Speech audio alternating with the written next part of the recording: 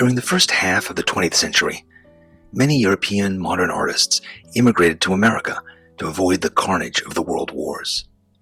They brought with them their theories about art, and especially abstraction. Two artists, Joseph Albers and Hans Hofmann, were especially influential as teachers of a generation of American artists who came of age in the late 1950s.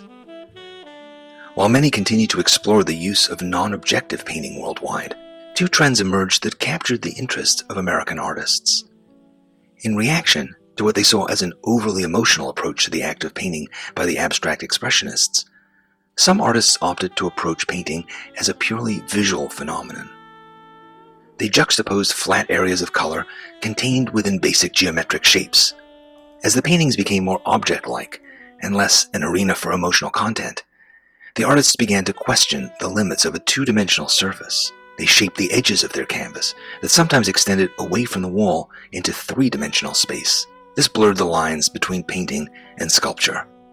Primarily an East Coast trend, some of these artists achieved national recognition in the Shaped Canvas exhibition of 1964 at the Guggenheim Museum in New York City.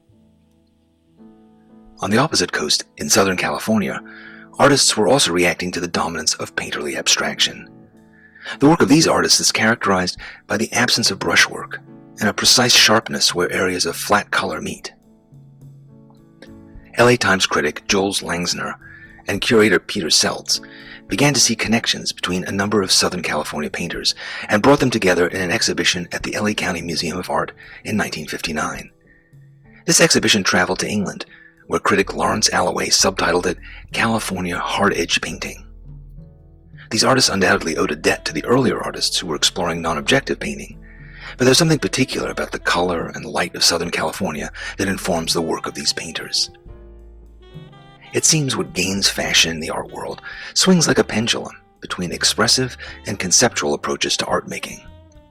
As artists look to find their own original visions, they react against what has come before them.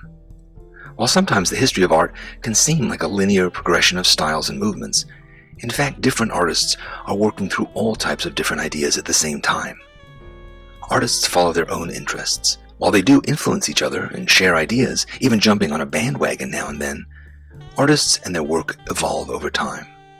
Many artists are still exploring non-objective geometric abstraction more than 100 years after it first appeared on the scene.